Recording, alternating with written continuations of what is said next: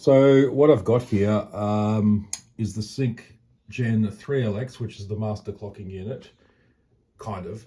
And then I've got the multi-split underneath, which gives you 3 more DIN outs and 4 more on the back, so 7 in total. So when I say the 3LX is kind of the clocking master, actually Cubase is sending the clock via an audio signal out of the motor interfaces.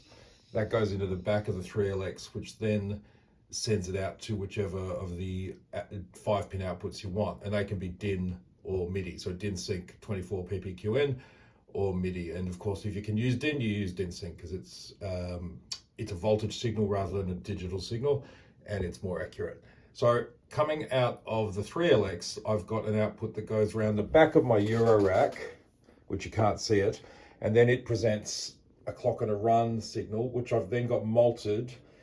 It goes into the vector sequencer, the clock and run, and it is also malted to by Pam's new workout to the clock and the run. And that is working really well. The vector is solid as with the grid using the 3LX. Pam's is very good too. I had to update to firmware 1.7.2 to get it to play nicely. It was a bit rough before that. So fully recommend firmware 1.7.2 on the Pam's Pro workout if you have one.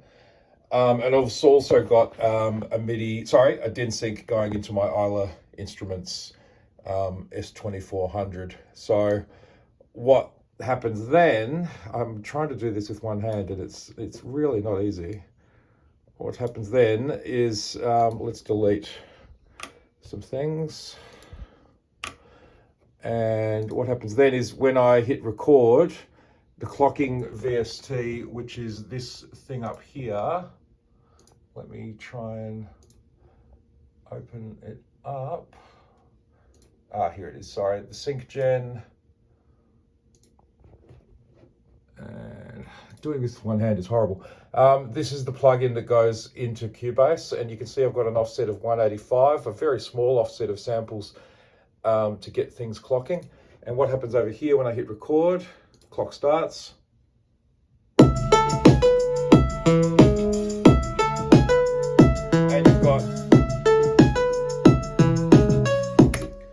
You've got the vector solid on the grid there, and you've got Pam's Pro slightly ahead. It's just one of those things. It's tiny because we're zoomed right in here. So it's quite usable for audio. The Isla was cranked up then too. You could hear a little flute sound maybe, but I didn't hit the record on that. But it's very close to the vector as far as the timing goes. So when you're running in a phase-locked environment, basically you do the things that are most important to get on the grid, which for me is the vector and the Isla, and Pam's is just ever so slightly, really tiny amount needs a slightly different offset, but it really doesn't matter because you're not going to be able to hear the difference in any circumstance. So that's just a quick run through of my setup with the Innerclock Systems, Sync Gen 3LX and Innerclock Systems multi-split. And of course, I've got a prototype Y box around the back of the Euro rack as well.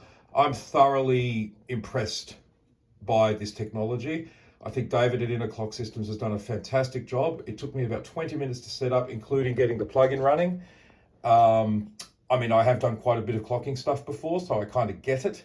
But if you're willing to sort of read the really nicely presented bit of paper that comes with the devices, it tells you exactly what to do to get running.